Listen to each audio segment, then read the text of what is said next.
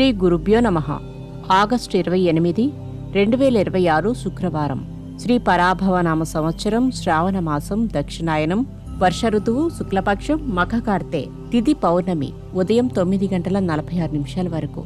నక్షత్రం శతభిష, రాత్రి 3:12 వరకు. వర్జ్యం ఉదయం 9:43 నుండి ఉదయం 11:23 వరకు. మొదటి దుర్ముహూర్తం ఉదయం 8:23 నుండి ఉదయం 9:13 వరకు. రెండవ దుర్ముహూర్తం మధ్యాహ్నం 12:33 నుండి మధ్యాహ్నం 1:23 వరకు. రాహుకాలం ఉదయం 10:30 నుండి మధ్యాహ్నం 12 గంటల వరకు. శుభ సమయం ఉదయం 5 గంటల నుండి ఉదయం 6 గంటల వరకు. ఈరోజు పరిహారం: హయగ్రీవ స్తోత్రం చదవండి, గౌరీ పూజ, లక్ష్మీ పూజను చేయండి. ద్వాదశ రాశులు. మేషరాశి. బంధువుల నుండి ఆహ్వానాలు అందుతాయి. అవకాశాలు అప్రయత్నంగా లాభిస్తాయి. స్థలాలు కొనుగోలు చేస్తారు. వృషభ రాశి. జీవిత భాగస్వామి సలహాతో నూతన కార్యక్రమాలకు శ్రీకారం చుడతారు.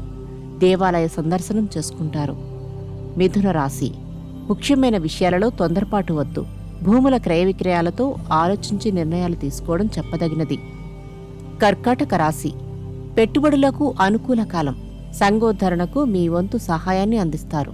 ఆస్తి వివాదాలు పరిష్కార దశకు చేరుకుంటాయి. సింహరాశి. ఇంటి యందు శుభకార్యాల ప్రస్తావన ఉంటుంది.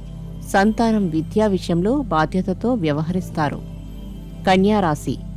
వ్యవహారాలలో ఇతరుల జోక్యాన్ని ఆదిలోనే తుంచివేయండి. ఆర్థిక పరిస్థితి అంతంత మాత్రంగా ఉన్నా అవసరాలకు డబ్బు అందుతుంది. తులారాశి. ఆలోచనలు ఫలిస్తాయి. కావు అనుకున్న మొండి పనులలో చలనం ఏర్పడుతుంది. కోపతాపాలకు దూరంగా ఉండండి. వృశ్చిక రాశి.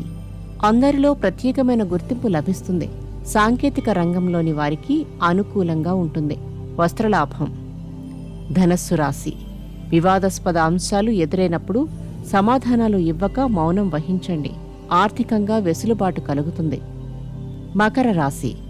అన్ని విషయాలు నిబంధనలకు అనుగుణంగా జరగవని, లౌక్యం అవసరమని గుర్తించి వ్యవహరించడం వలన లాభపడతారు. కుంభరాశి. మొండి ధైర్యంతో ఒకానొక ముఖ్య నిర్ణయం తీసుకుని అమలు చేస్తారు. దాని తాలూకు ఫలితాలు భవిష్యత్తులో అందుతాయి. మీనరాశి. సంగీత సాహిత్యాలపై ఆసక్తి చూపుతారు. నూతన ఒప్పందాలలో నిదానం అవసరం. ప్రయాణాలలో తొందరపాటు వద్దు. నమస్కారం.